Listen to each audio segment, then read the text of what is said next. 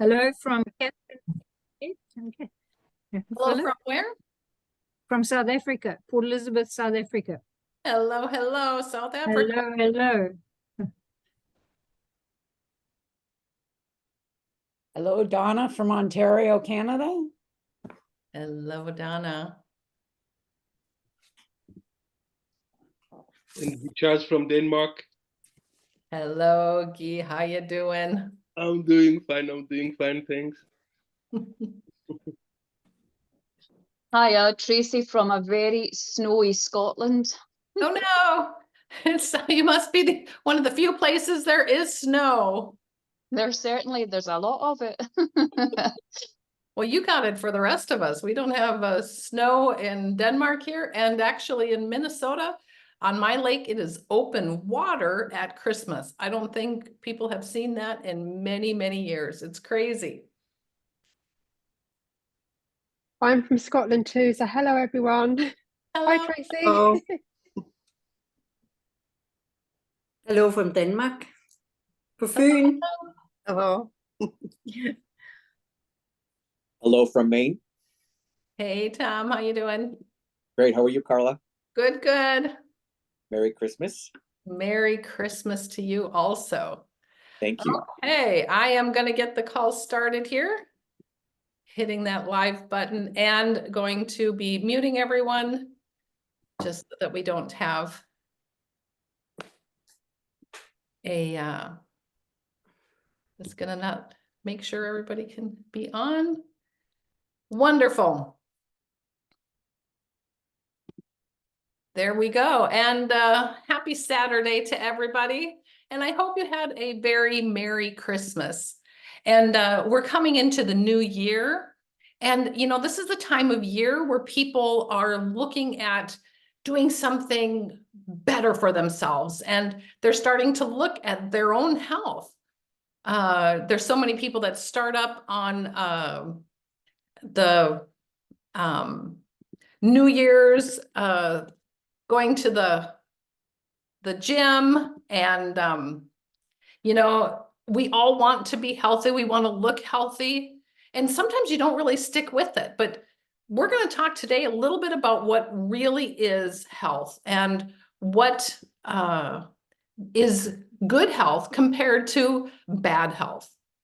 So I am going to unmute our speaker here, and just to say a little bit about him.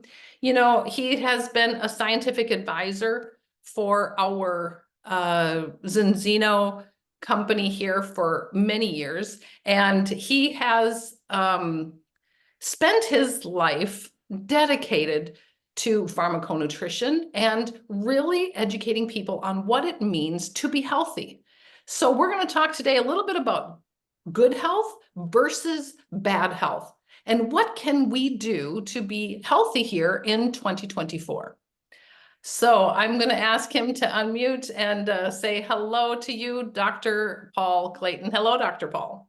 Hey there. Good morning, good afternoon, good evening, wherever you are. Happy Christmas and good New Year, all that stuff. Happy New Year. Dr. Paul, there's, you know, a lot of people are starting out this new year and wanting to be healthy. And they are just thinking, okay, maybe we need to exercise more and eat right. I know that's got to be a part of being healthy, but what is kind of the main things you would say to be healthy? I mean, you've been studying this for so long. What would you say? Gosh, you make it sound like a lonely and unhappy life. Just working and studying obsessively about food and nutrition and all the rest of that. It hasn't been like that. It's been interesting. It's been exciting. It's been a joy. And I've made so many good friends in the scientific and the medical community, and met so many more really good people through the Zinzino network. It's been eye-opening for me. Well, let me start off by saying that good health is it's an aspiration, and it's an aspiration that not many people actually acquire. They don't ever get there. Good health is actually a rarity these days. And let me sort of explain what I mean by that. Firstly, we see hugely increasing numbers, decade on decade, of patients presenting with cardiovascular diseases, oncological diseases, and, you know, all of the others. In various other presentations that maybe you've seen, I've talked about a whole range of different diseases, gone into them, their pathoetiology, what they mean, how we can treat them. And I could list for you right off the bat, 40, maybe 50 major disorders, all of which have become more common, and all of which we're now seeing in progressively young groups of people. This is a sure sign of a population that's being effectively poisoned.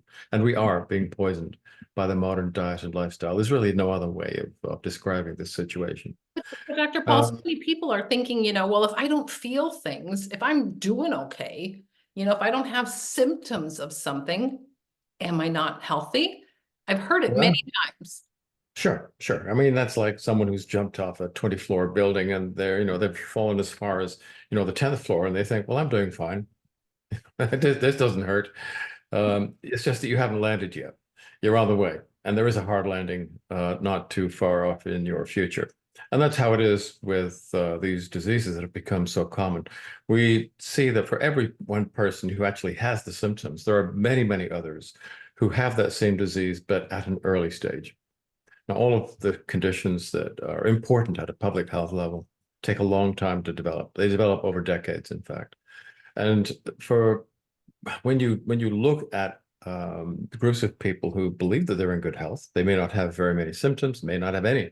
When you look at them in detail, you find they already have the early preclinical signs of liver disease, of cardiovascular disease, of dementia, of cancers. I mean, they contain in their bodies the seeds of these diseases at an early preclinical stage, which will, if you don't change your lifestyle, they'll grow to the point where they do become symptomatic. Now, they only become symptomatic very late in the progress of the disease, which means that, you know, the poor old doctor, he or she never gets called to the scene of the crime until it's very, very late in the day. And as you've heard me say before, when they do get there, they don't have the right tools. They have basically pharmaceuticals that they can tinker with to reduce the symptoms of these types of diseases, but nothing more profound than that. They're fiddling while Rome burns, in other words.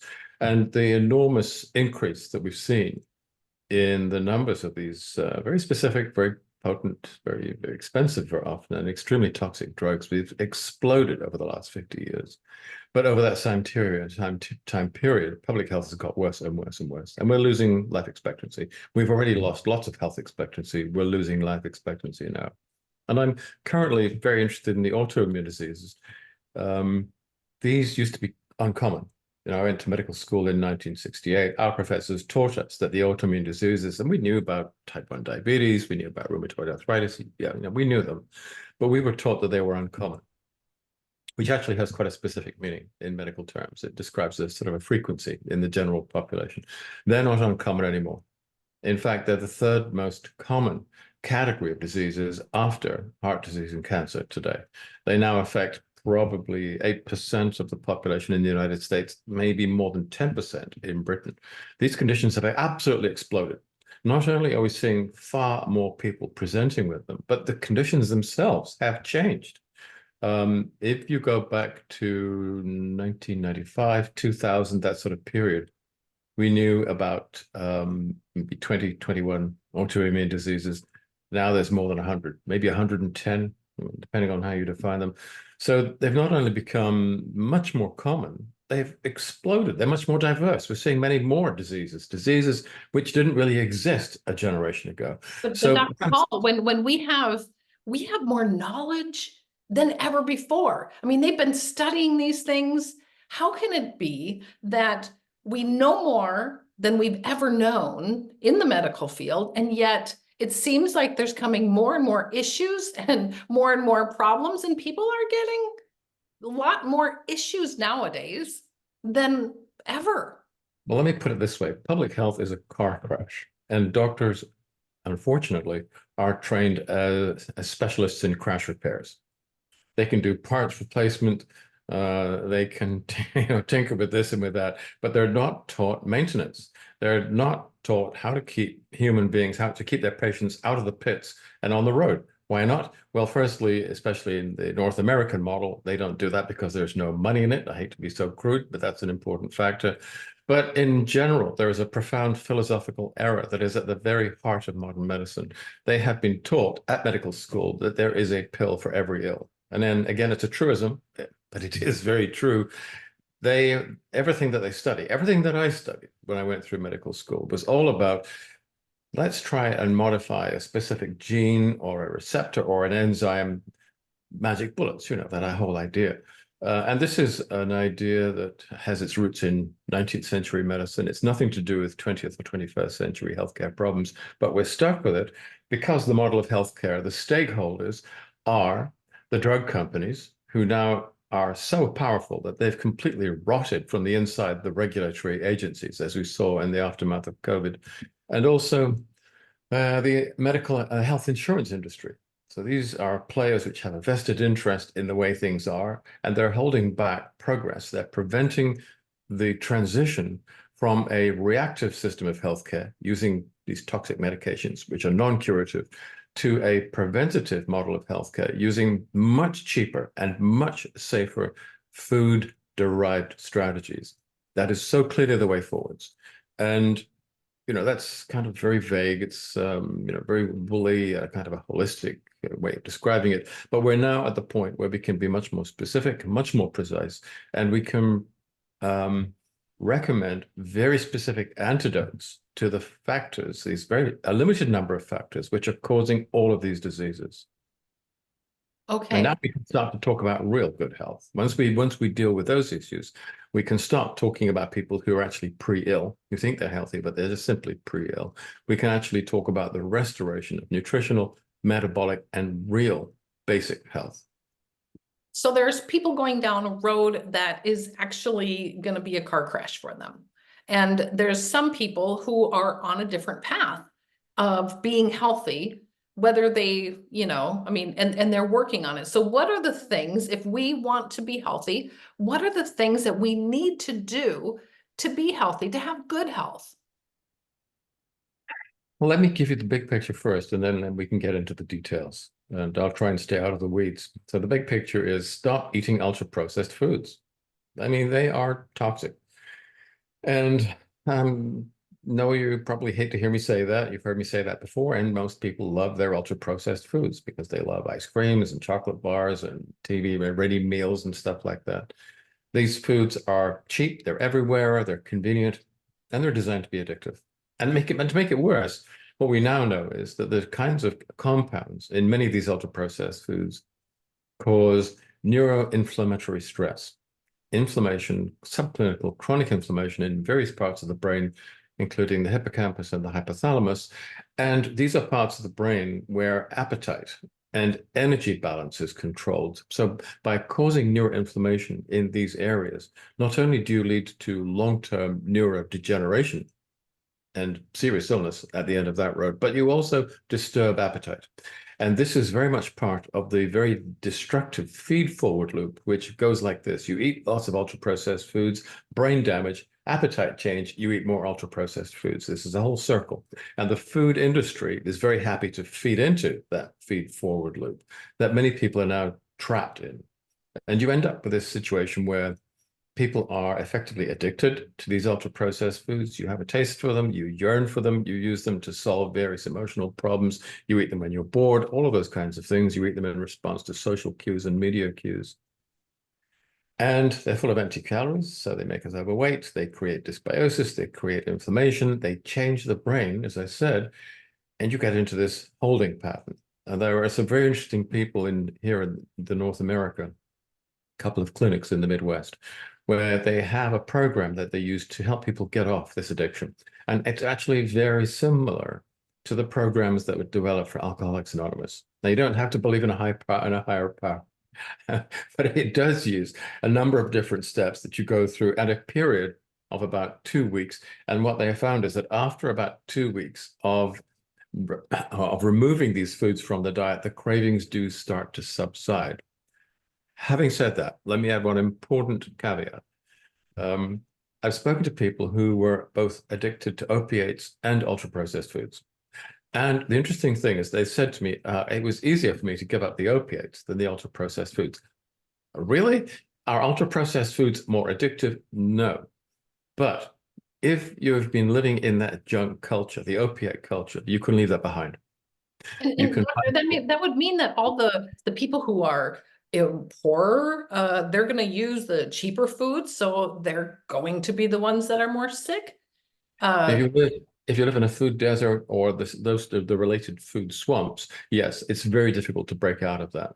But I want to get back into this addictive thing, how actually extremely difficult it is to escape. Firstly, you've got local issues and poverty issues. Yeah, clearly that's involved.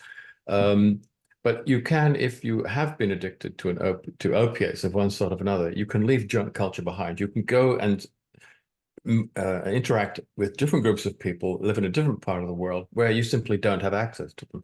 You can't avoid food. The food industry spends enormous amounts of money peddling their toxins to the general public, and you cannot avoid it. Foods are available everywhere. You can decide not to take opiates, but you can't decide not to eat. So every time you get into an environment where food is being retailed or sold or prepared, those junky, ultra-processed foods are going to be there. And the messages to consume are hard to avoid. TV ads, radio ads, printed media, it's all there. So it's a difficult addiction to actually leave behind. But once you've done it, better health is absolutely guaranteed to follow on from that. And part of the process of that is to learn how to work with basic produce, learn how to cook with basic produce, really important. That's the 30,000-foot view. If we get down into the details, we can prescribe very specific antidotes, which are perhaps easier for many people to follow. And we can talk about that if you wish, or we can, Yeah, we want to talk about that because I think that makes sense to most people is what you're putting into your mouth is going to be affecting your body, period. So we need to choose wisely. And a lot of that ultra processed food, everything we should be staying away from. Okay. That's number one. I know it's difficult at Christmas because Christmas is traditionally the time for overeating. It's a time for charity, for kindness, for family. No, it's the time to overeat. That's what most people do. We just went through Thanksgiving and Christmas. Yes, absolutely. It's a lot about the food. But there you're eating, we eat turkey and mashed potatoes and gravy but it's not the processed things, is it? Or is this healthy? Or what should we be doing? Not overeating? Watching what we eat? Overeating and too many calories is probably not a good thing to do, particularly if you're going to do it long term. You'll end up with a weight problem, and that brings other issues along with it.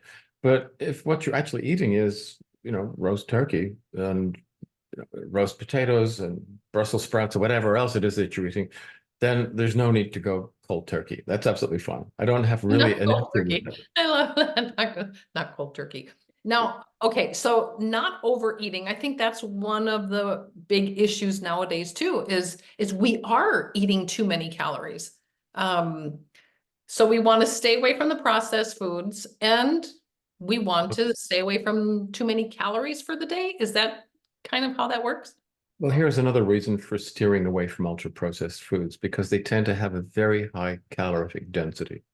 And because they tend not to contain, for example, very much fiber, and they have a very low nutrient density anyway, low nutrient, high calorie density, then they don't satiate. So you tend to eat more than you need. So you tend to pile on the calories. So a diet that contains more of these ultra-processed foods tends to make you heavier, and it leaves you nutritionally in a worse state than before. So that's a 1-2 punch. That's not a good idea at all. Another reason to go back to basic produce, to fruits and vegetables, and whatever you can. Can't we just shouldn't we just be working out more? If you have more calories, then you work out more. Isn't it just as simple as that? You hear that a lot of places anyway. Yeah, sure. If you can find a way of integrating higher levels of physical activity into your lifestyle, simply going to the gym for maybe an hour every other day isn't going to really be much of a solution if you're packing yourself with unnecessary and unneeded calories on a daily basis. Working out doesn't actually burn huge amounts of calories. It's important. I'm not saying don't exercise. You should for all kinds of other reasons. But if you're eating a diet with a lot of hidden calories, a lot of unnecessary empty calories, and this is what ultra-processed foods is all about, it's going to be hard to exercise all of that away. Okay, so what would you then recommend? Because if, you know, I want to know what you're doing, Dr. Paul. I want to know what is it we're supposed to do besides stay away from the ultra processed foods and having too many calories that we're not burning off. What is it that our bodies need? What is it that we're going to get good health from and to be able to stay away from bad health? Well, I mentioned this huge number of chronic degenerative diseases, all of which are becoming more frequent and which we are seeing in younger groups of people. So there is something really bad, really unhealthy about this environment that we're now living in. And what I and my colleagues have for many, many years now, what we have been trying to understand is whether behind the many, many hundreds, thousands of variables that constitute the modern diet and lifestyle, whether we could find a smaller number of drivers of disease, which we could then develop antidotes to. And that is where we now are. A number of these drivers have been identified, and having identified them, it is possible to find ways of neutralizing them. Now, Drivers, can you explain drivers? What are you thinking in regards to drivers? there are a number of different factors in the modern diet and lifestyle, a small number, which drive almost all of the diseases, which have now become so common that they are overwhelming our healthcare services and our ability to provide healthcare. So chronic inflammatory stress is one, and I think a lot of people have heard about this. Another one is dysbiosis. It's where you have the wrong, really an unhealthy profile of microorganisms in the colon, which then has a knock-on effect to your microbiota in your other tissues. And you have microbial populations in every tissue of your body, including the brain, the blood, I mean, everywhere. But they, and in health, they're actually part of your metabolism. They support you. They're part of your immune defense, amongst other things. But if you have a substantial dysbiosis in the colon, that has a ripple effect, and it affects the microbial populations, the very specific microbial populations in all your other tissues. And that seems to be very bad for you in the long term as well. So chronic inflammatory stress, dysbiosis. The third is something called type B malnutrition. And that is, even when we're getting lots and lots of calories, it turns out because so many of the calories today we eat are empty, the sugars, starches, plant oils, we end up very, very low, not deficient, but depleted in a lot of what we call vitamins, what the Yankees call vitamins, and also trace elements or minerals. And then thirdly, a range of phytonutrients, including carotenoids, xanthophylls, polyphenols are the best known, but there's a group of alkaloids which appear to be quite important, isothiocyanates and glucosinolates, they're important too. And there's a whole range of other compounds which are very important for our long-term health, which we used to consume and which have been almost entirely removed from these modern ultra-processed foods. And that makes the effects of chronic inflammatory stress and dysbiosis worse. And then the final key driver, there's minor drivers, but these are the big four, is something called glycemic mismatch, where we're pouring much too much sugar into the bloodstream from the sugars and the carbs that you eat. And because we're so physically inactive compared to where we were even 3 or 4 generations ago, that sugar is piling up in the bloodstream. There's too much of it to be taken up by the liver. The liver tries to, but it ends up going down the road towards fatty liver disease, which is now very, very common. And as that sugar, that glycemic stress builds up in the bloodstream, you move towards metabolic syndrome and type 2 diabetes. And this is so common now that I think in the United States, only about 7% of the population have what is considered to be cardiometabolic fitness. I mean, the more than 90% of the population here is now compromised in a way which is going to be absolutely harmful for them over the long term. So, I mean, it's going to be... so these 4 drivers, yeah, the issues that are getting us bad health, these 4 things, the majority of the issues that people are having have these drivers and maybe don't even know it.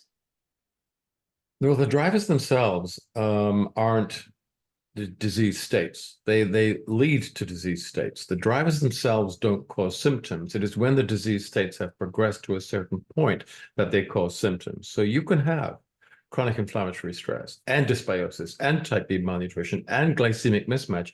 You won't know until the pathologies that they are driving forwards get to the point where they are so serious, they're so severe that symptoms begin to emerge. But that happens after typically years, decades of this kind of metabolic stress, this metabolic imbalance.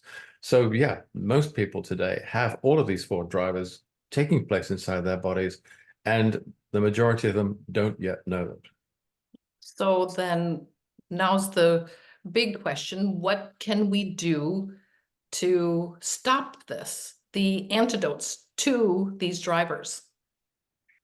Well, the antidotes are really very simple. They're very straightforward. So to stop chronic inflammatory stress, you need a combination of omega-3, highly unsaturated, polyunsaturated, highly unsaturated fatty acids. But they don't work unless you combine them with amphiphilic polyphenols, and this is a combination you find in oily fish such as herring or mackerel, but you also find it in the balance oils, which are designed to reproduce the metabolic and health benefits of oily fish, which have been confirmed again and again and again, where fish oils have been shown, commercial fish oils have been shown to be ineffective. So you can switch off chronic inflammatory stress very quickly and very easily and very effectively with that approach. You know, some people are asking questions in the chat here about, are the doctors saying the same thing about this? Are they agreeing with what you're saying? The doctors, bless them. I used to be, I mean, what can I say? When I was at medical school, all I was taught about were pharmaceuticals, really.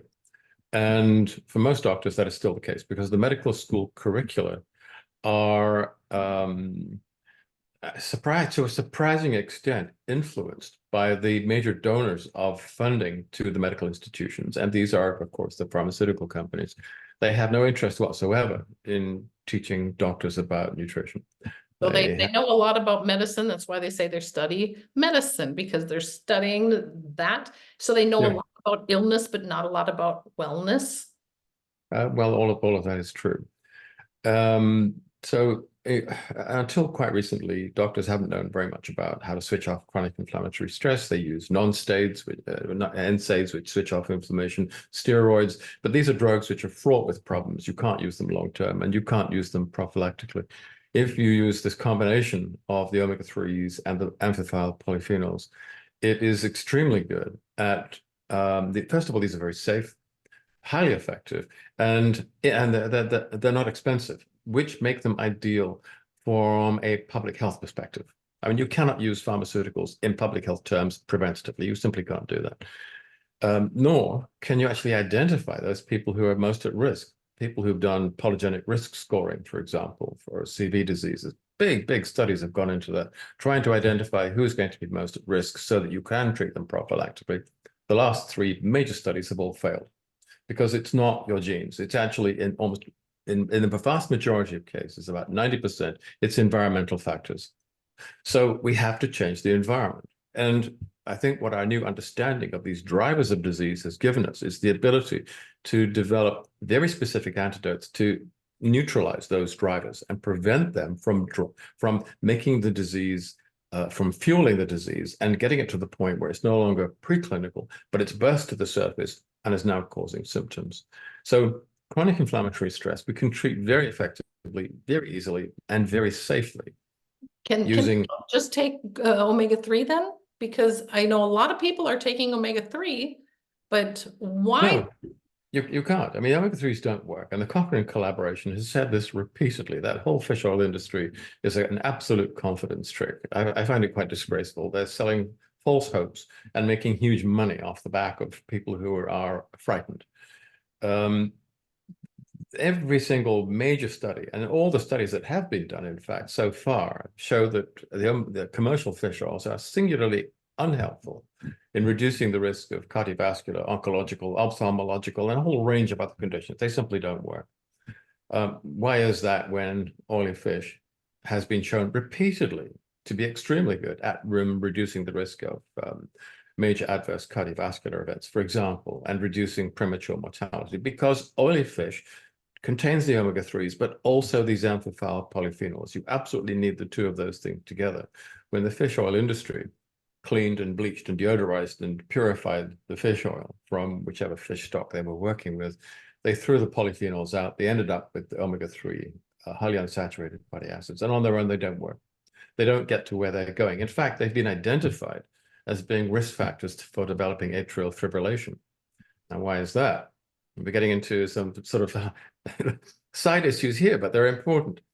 If you're using fish oil from which the polyphenols have been removed, you have to protect these fragile molecules. And what industry does, typically it'll add vitamin E or ascorbyl succinate or astaxanthin, something like that. But these are not the nature's chaperones. They don't stick very well to the omega-3s. And once you swallow them, they become separated from the omega-3s, which now break down into some really nasty compounds, such as the nonanols. And these are arrhythmogenic. So yeah, if you take these badly designed commercial fish oil products, it probably does increase the risk of atrial fibrillation. This is, it's been bad biochemistry, really from the start. This has been a bit of a disaster. If you eat oily fish, that doesn't increase your risk of atrial fibrillation at all. It's protective, highly protective. So, this is another example of the supplement industry aping its big brother, the pharmaceutical industry, and thinking in terms of magic bullets. Nutrition is not about magic bullets. It's not about military metaphors at all. It is about providing complex, comprehensive metabolic support systems. And the first and one of the clearest examples of this is in using this combination of omega-3s and amphiphal polyphenols from seaweeds or from olives. They're very similar. And there you can see, first of all, we can drop the 6:3 ratios in your tissues way below anything you can achieve with a commercial fish oil. But secondly, because the polyphenols are anti-inflammatory as well, and have an anti-inflammatory mechanism that complements that of the omega-3s, you have a much more effective, in fact, you have an effective anti-inflammatory input. So one driver, one antidote. Dysbiosis, another huge, huge problem, because this not only causes chronic inflammatory stress inside the gut, which is very directly related to IBS and IBD, both of which are on a tear, by the way. But you also end up, if you have sufficient chronic inflammatory stress inside the large bowel, you have a breakdown in colonic epithelial barrier function, leading to the translocation of macromolecules and enteric microbes into the portal circulation. And that has been shown, that was shown back in 2018. It's exactly why we see so much autoimmune disease, because bacteria, which we can deal with very happily when they're in the gut, once they've migrated into the rest of the body and hidden themselves inside cells, for example, in the thyroid or in the pancreas or in the synovia of your joints, the immune system can't get at them. But the cells in those tissues are expressing fragments of these pathogens, these microbes on their surface. The immune system can recognize that. And so it will try and attack the target cells that are expressing these foreign antigens. And that leads absolutely directly to what we call autoimmune disease. Now, there's other factors going on here as well, but that's one of them. So if we need to fix this dysbiosis, don't we just need to add more of the positive microbiome there, like the probiotics? Shouldn't we be just taking more of that? Well, again, the food industry would like you to believe that, and they'll sell you yogurts containing, like the bacilli and bifidobacteria and stuff like that. But they don't work. They really don't work at all. You're sending in a relatively small number of microbes into a very hostile terrain, which is colonized by vastly greater numbers of other microbes which know that environment and fight their space. It's called colonization resistance. So when you throw in a few of these, potentially useful, potentially good probiotic species into the mix, they don't last. And when we do fecal analysis, you can see that a day after stopping eating the yogurt or that probiotic capsule, they're gone. There's nothing left. So that's not very effective. These are another advertising hype, a triumph of hype and hope over substance. If you really want to change the microbiota, you need to use prebiotics. And prebiotics are the fuel for the good bacteria. And even if you eat a terrible diet, there'll be a few of the good ones left hanging around inside you. They're clinging on for dear life, but they're starving. They don't have enough supplies.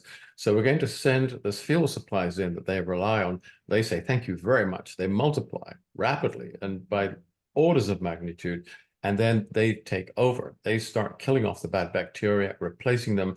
And now your microbiota is not a foe any longer. It becomes a friend. It becomes a part of your innate immune system, and it starts to protect you against things like food poisoning, but all kinds of other things as well. Protect against non-alcohol related fatty liver disease, which we now have to call MASLD. It's no, not NAFLD any longer.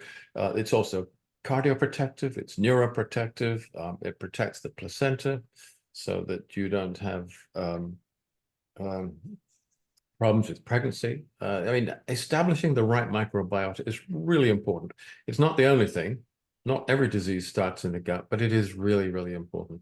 So what we have to do is put the prebiotics back into the diet where they always used to be until ultra-processed foods displace them.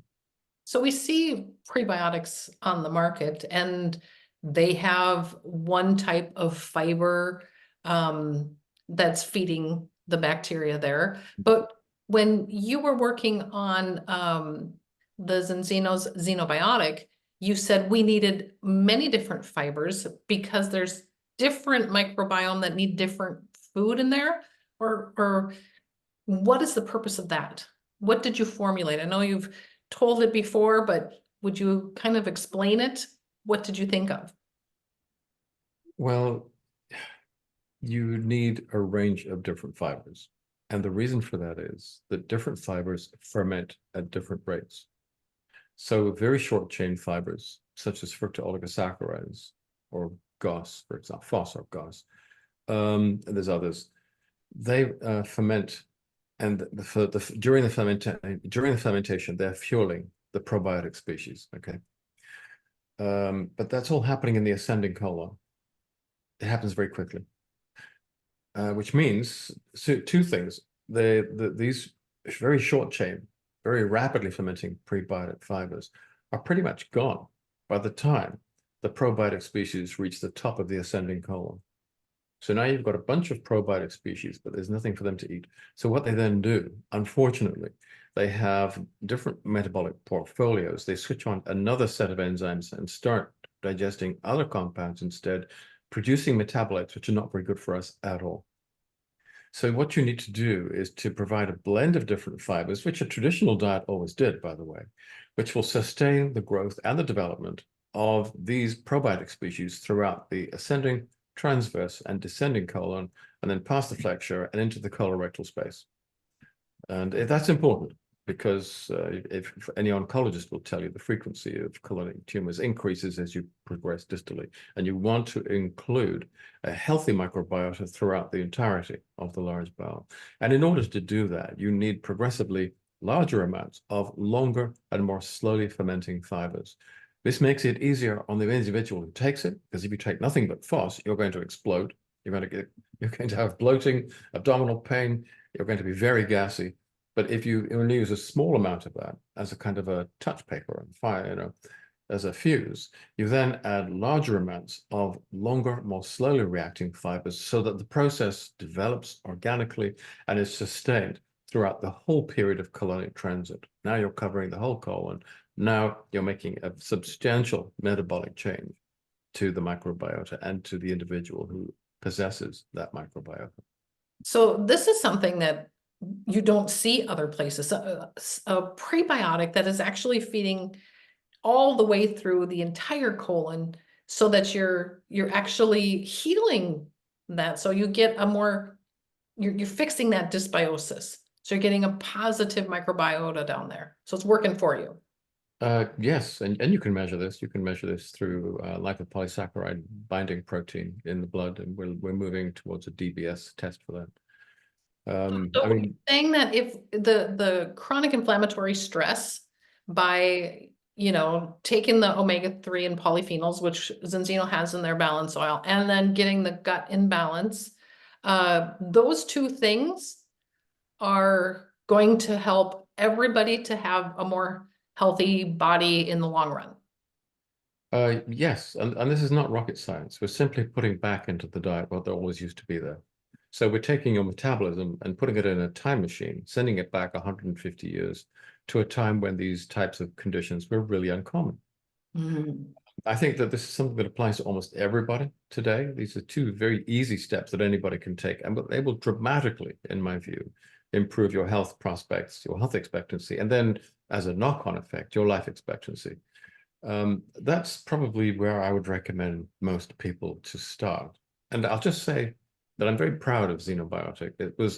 It's a deceptively simple formulation, but getting the different proportions of the different fibers right involved a lot of mathematics, because I had to take into account known fermentation rates, colon transit times, therapeutic indices, and I developed this very complicated back of the envelope calculation that I thought might be right, and we tried that, and it seems to, I think, more by luck than good management, we were in the right place on that first time. But there was a little bit of further tweaking, but the first attempt seems to work very well.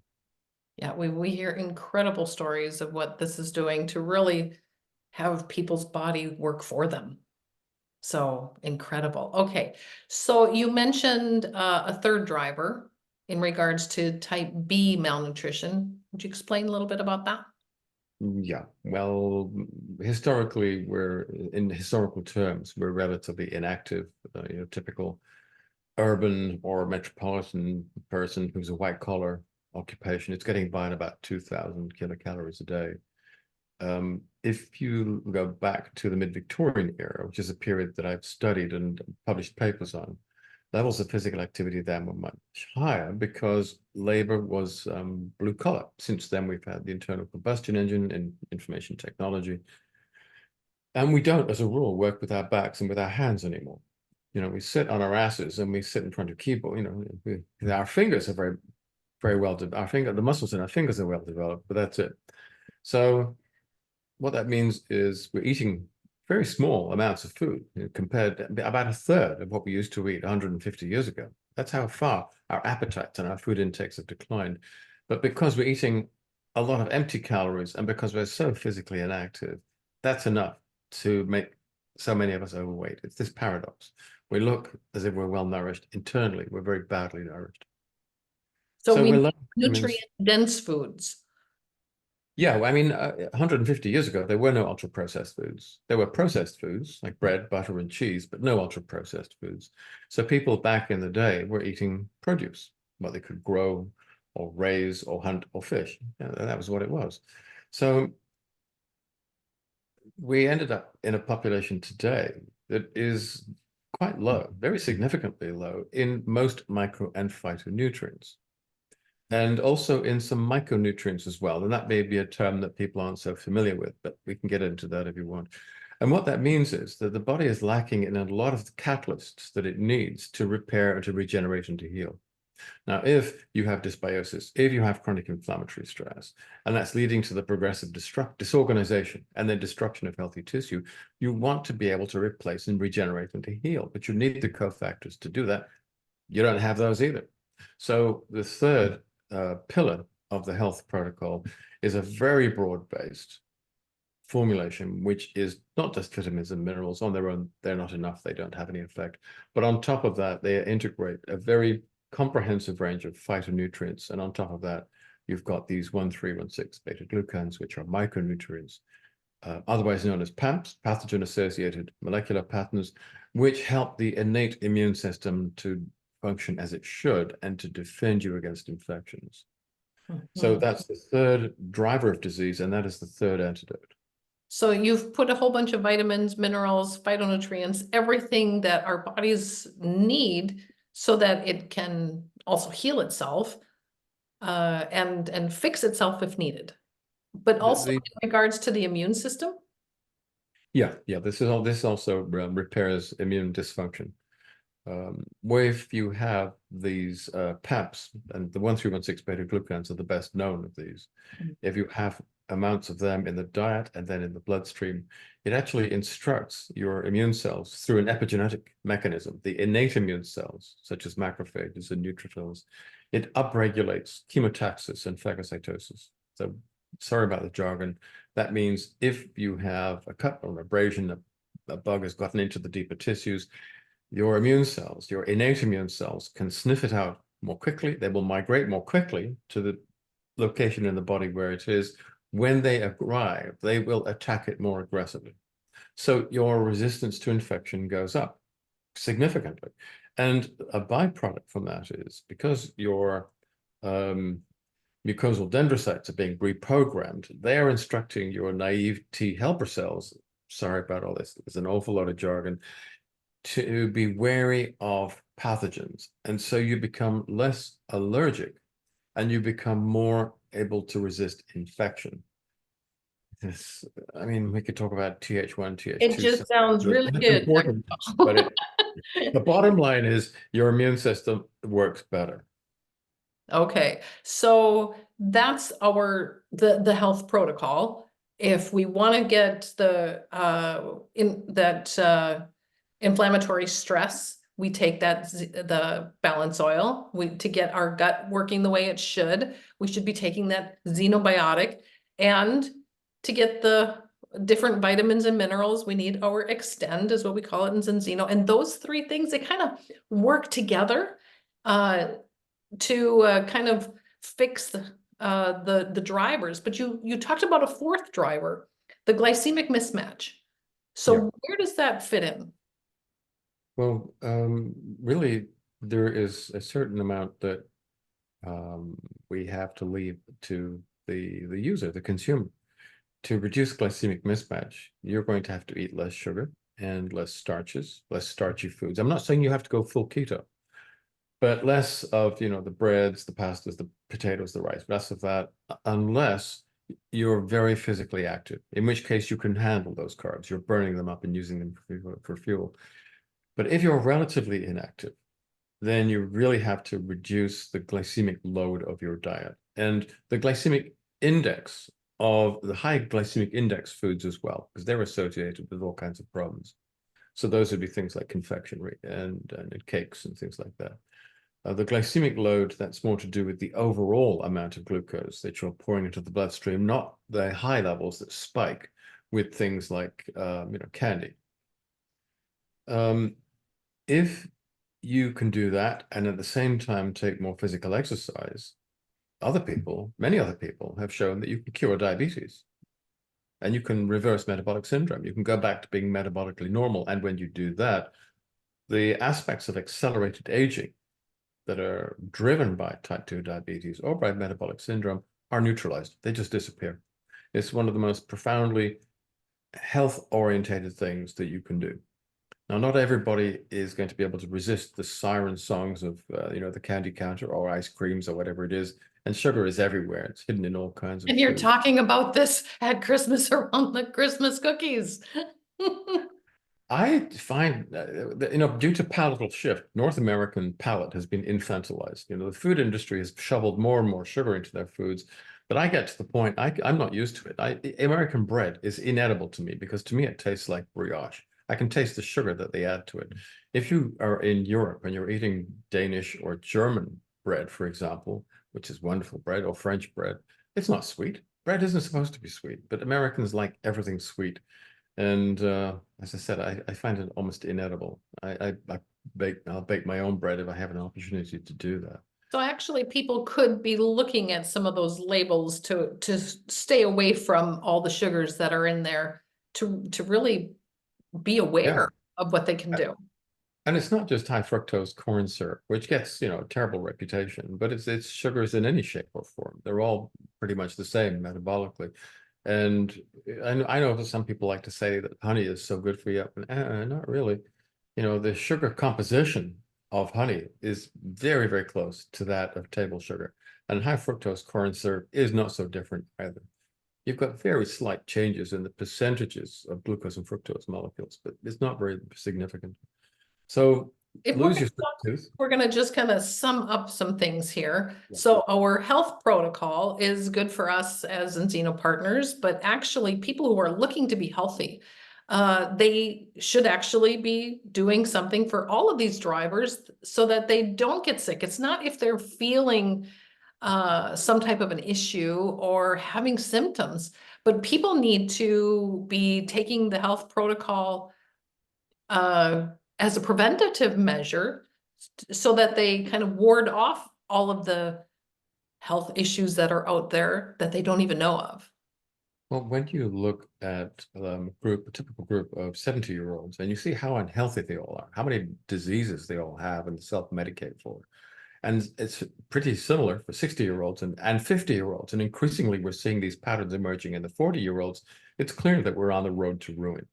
So if you're still lucky enough to be feeling healthy and you want to go on feeling that way, and you want to go on really being healthy for the next 10, 20, 30, 40, or 50 years, you have to use these antidotes. You have to get off that track and reconfigure your metabolism in a way which is more like the metabolic patterns that we mostly had back in the 19th century, or even in the early 20th century. It's only about 1950 that the rot really sets in. So we don't have to go back that far. So is this something for absolutely everybody? I mean, we're talking, most people are, you know, adults when they're thinking about being healthy for 2024 here, but what about our children? We're seeing some of the highest numbers of imbalance when we're testing them. I mean, Enzino's little blood test there tells us so much more than just that balance. But we're seeing children so far off in balance. Should our children be taking the health protocol, and from when? Absolutely. Well, first of all, Generation Alpha, they're an absolute time bomb because it looks as if their health prospects are going to be worse than ours. Now, our public health is already so bad that we're overrunning healthcare resources, whether you're talking about EU member states, where it's about 10% of GDP spent on healthcare. Here in North America, it's closer to 20%, and we can't afford that here either. It doesn't make sense to continue to try to patch people up. Let's get the basics right and cut down on the numbers of people who need secondary and tertiary healthcare in the first place. It's much more cost effective. It's much kinder. It's much cheaper, and it's much easier. And as I said, the only reason we don't do that, it's not because we don't have the science. The science is pretty clear now. The reason why we're still stuck in this terrible holding pattern is because of political and economic reasons. The drug companies, the food industry, and ancillary players want to keep us in this holding pattern, and they have rented enough politicians to make sure that this system continues. So the answer really is, if you're interested in your own health, you have to look out for yourself. Take these very basic preventative, preemptive steps yourself and regain control of your own health. I think that kind of said it all with just that one sentence there. Take control of your own health. And you can do that with the health protocol here. And also staying away from the bad foods that are out there, the ultra processed foods, doing some exercise, of course, that is always going to be helping. And is there anything else that you would add for people so that if we really want to be our best selves for our health, what else would you say? You know, I think a lot of people have this kind of feeling that we can't go on as we are. Whether you're talking about the economy, whether you're talking about our political system, our healthcare system, we're on the verge of ruination. And I travel a lot, and in the West, there's a widespread feeling of doom. We're at the end of things. People feel genuinely apocalyptic. That's not the case in some other parts of the world where they haven't quite gone down as far this terrible road that we have. I actually feel rather hopeful because my view is that it's only at the point of collapse of the old systems that you can actually start to build new ones. And I can see from where I am the beginnings of what the new system might look like. And they're very decentralized. And in terms of healthcare, and I won't get into all those other sectors of our lives, in terms of healthcare, I think that the point of delivery of healthcare will not any longer be in the hospitals and the clinics and from the drug companies. It'll be at the supermarket checkout, and it'll be from your friends in Enzino and companies like that. It's a much, much easier, lower cost, and sustainable way of keeping populations in good health. That is the way forwards. And once the old order collapses, that's when the new landscape will become a lot clearer. Once the smoke is cleared, the dust is settled. You know, it's like the phoenix. It can only arise from the ashes of the old nest once that's been burnt to the ground. I think I can see what the shape of this new phoenix is. And for those of you who follow my blog, I'm going to be talking specifically about this in the next few weeks. So if you're gonna check that out, it is drpaulclayton.eu at his blog. So Dr. Paul, what do you see in the future if we're getting the word out about this health protocol and what we can do for public health here in the future? Okay, theoretically, and I'm not talking about Zinzino at all, but I'm talking about what we could theoretically achieve if we could improve public nutrition along the lines of the health protocol. It looks as if we could reduce the burden of public ill health by between 80, maybe as much as 90%. And I'm basing that figure on what we see in populations who have not gone down the road that we have. So, for example, what you see in blue zones, and what you see in the mid-Victorian period, and what you see in vestigial groups. They have a very much lower incidence of these chronic degenerative diseases than we have. It's about 80 to 90% less. And what that tells you is that it's probably only 10% of these types of problems that are driven by strong genetic risk factors. Everything else is environmental. And if we can get the environment right, that means that we're going to salvage the health of about 9 out of 10 people. We'll be able to close hospitals down for the right reasons. And we'll be able to put drug companies out of business, again, for the right reasons. So we're gonna really be making that impact of really helping a lot of people get their health back.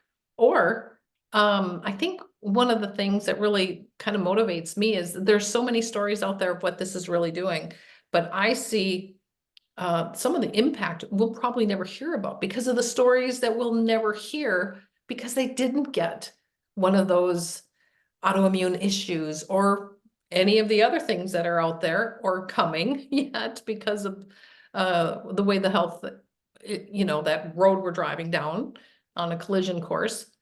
Well, We don't hear those stories. It's very hard to prove a negative, but I think what we'll start seeing in those areas where we have really high levels of penetration into the market in that one town or area, you're going to see the numbers of people requiring hospitalization or requiring pharmaceuticals fall and fall and fall until even the most bigoted, should I say, blinkered doctor is forced to confront the idea that maybe drugs are not always the answer. So to doctors, my colleagues, I say, when it comes to drugs, I'm not saying just say no. That was the Nancy Reagan line. But I'm saying be more judicious in your use of pharmaceuticals. Don't necessarily place them at the forefront and center of your healthcare delivery system. Think of them as a second line of defense. If we put good nutrition in at the front line, the numbers of people who will then come through the system and require the type of care that the modern medical system is set up to offer will be much, much less.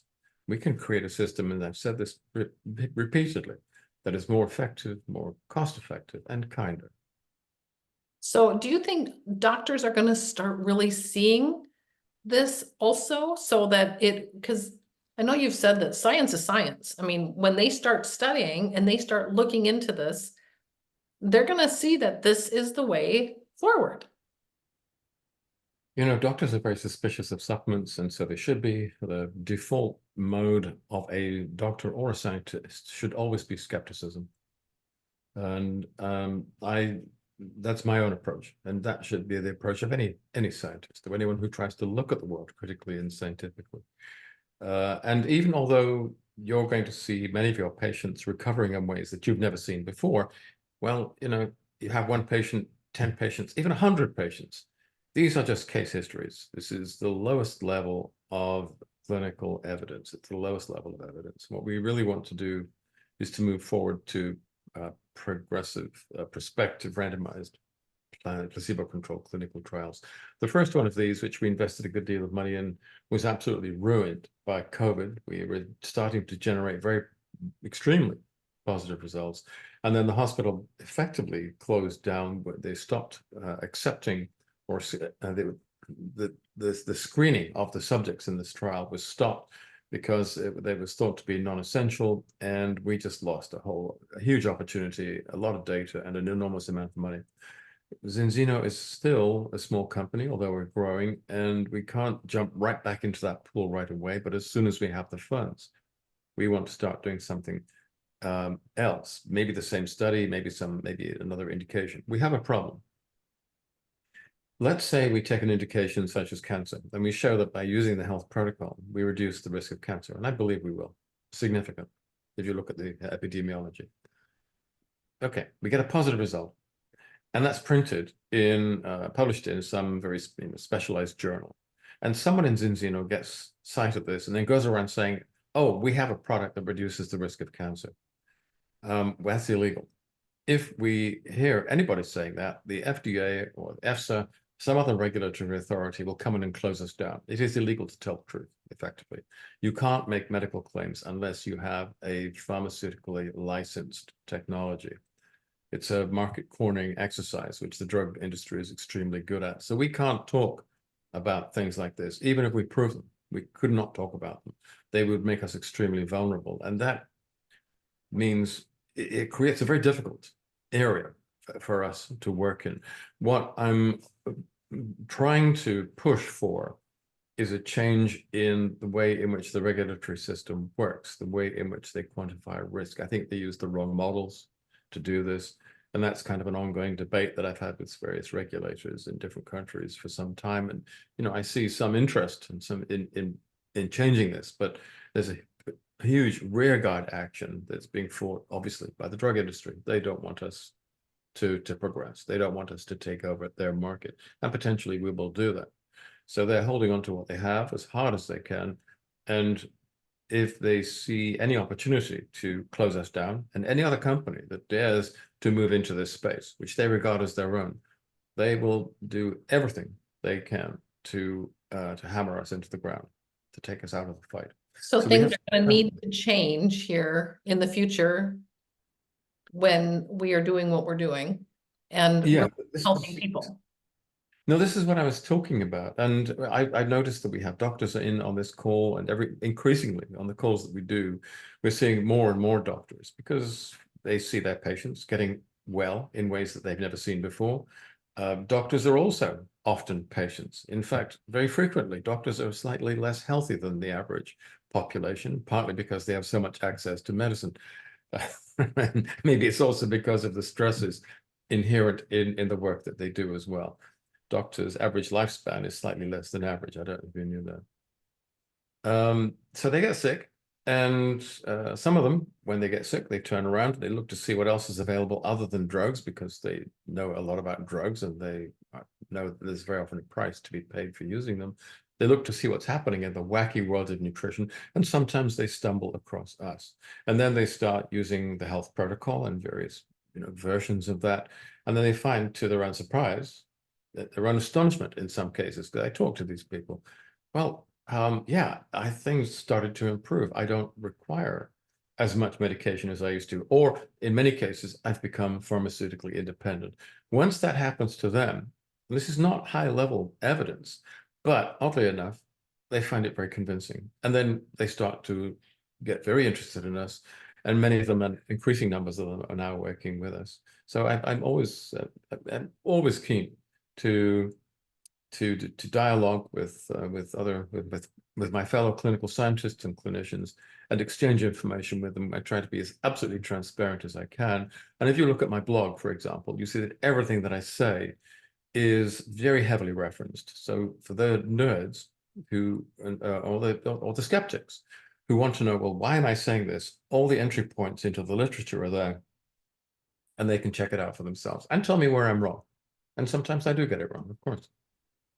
So the future of healthy living is getting our bodies to be actually battling for itself. It's as simple as that.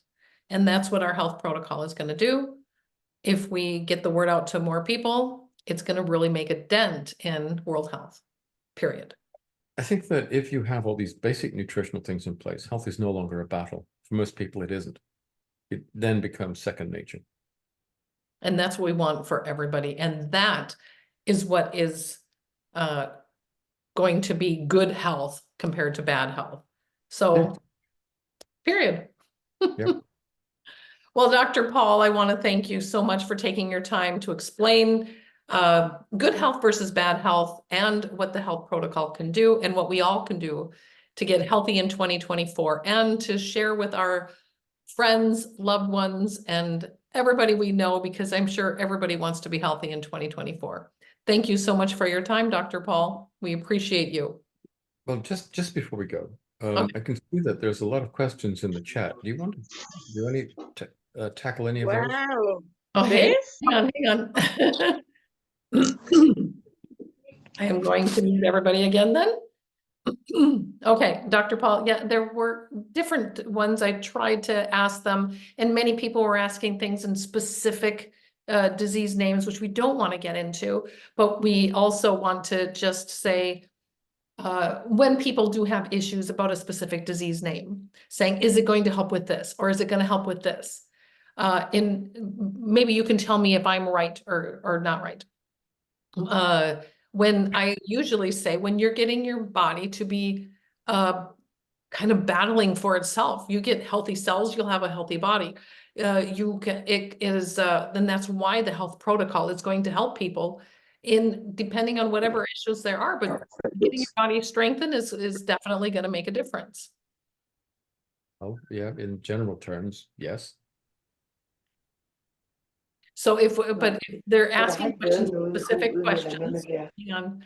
When I muted everybody, I need to try to get everybody muted. Okay, Dr. Paul, if people are asking about specific diseases, we don't want to go into those. But in general, when people have different diseases already, I know there was one that was a really powerful one, and I know it affected me and it affected the people when we were in Texas, about a gal who came in and had an issue, and she had eye issues. And one of the things you said was, I wish we could have got to you earlier. I wish we could have got to you sooner, because it's too late. So, but what do you say when somebody has different issues? Do you recommend working on these 4 drivers still? Yes. That's important. With Sorry, I'm trying to get everybody muted, but I need to try again. Just one more time. Let me just see if I can get everybody muted, and that way I can just unmute you, Dr. Paul. Fantastic. Try again. Okay. There. With many of these conditions, there is a point. We've now started to have symptoms, but largely the disease is still reversible. Before it gets to a point where so much tissue has been disorganized and damaged that you reach a point, you could think of this as an event horizon, or it's a point of no return. So if I think the easiest way is to give you an example. If you have fatty streaks in the linings of the artery, which is the beginnings of coronary artery disease, it'll be asymptomatic to start with, and then the atheroma might build to the point where you have classically angina of effort, so that when you're running or working, you'll have heart pain, and then perhaps one fine morning you'll have a heart attack. Now, if you have fatty streaks in the lining of the artery and they're not causing symptoms, you have coronary artery disease, but it is an early stage. It is preclinical. The atheroma grows. At a certain point, it creates symptoms of angina. You still have the same disease. It's progressing in the same way, but it has now grown to the point where it has blocked enough of one of the coronary arteries, or more than one, to cause you symptoms of pain caused by hypoxia when the heart is driving too hard. That's reversible too, and we know this. All kinds of studies have shown this. Once the heart attack has occurred, if the tissue downstream from the point of blockage has died, we cannot bring that back. That's irreversible, at least using this approach. There's other approaches, other sets of tools that we can use downstream from that point. But from a nutritional perspective, early treatment, when it's pre-symptomatic or when it's symptomatic but is not yet irreversible, that's where we can operate. That's where we can see remission of symptoms, the removal of symptoms, and the restoration of what looks like complete normality in many, many cases. If it's too late and the tissue, whether it's myocardium or whether, I think in the case of that lady you were talking about, the retinas, has got to the point where the tissue is gone, it's destroyed, it's obliterated. With the tools in the health protocol, we can no longer access that. We can't change the course and restore sight or restore 100% heart, the heart pumping functionality. Well, I think that's one of the things that motivates some of us to really want to get out and tell more people about this, because we don't want it to get that information to people too late. So let's, we're going to work at getting this information out to everybody, and we've only just got started. So Dr. Paul, thanks for taking extra time here to talk. I know I talked to you about it wouldn't be more than an hour, but I so appreciate you taking the time. And now I am going to unmute everyone so that they can also thank you themselves. So thank you so much, Dr. Paul, for your time. Thank you, Dr. Thank Paul. Thank you so much. Thank you, Dr. Paul. Thank you, Dr. Paul. Gracias. Thank you, thank you, thank you. Thank you, Okay, Doctor. thank you. Thank you. Thank you for today and Happy New Year. Gracias, Dr. Paul. Happy 2024. Bye, everybody. Thank you so much. Thank you, Carla. Thank you, Happy Carla. New Year, everyone.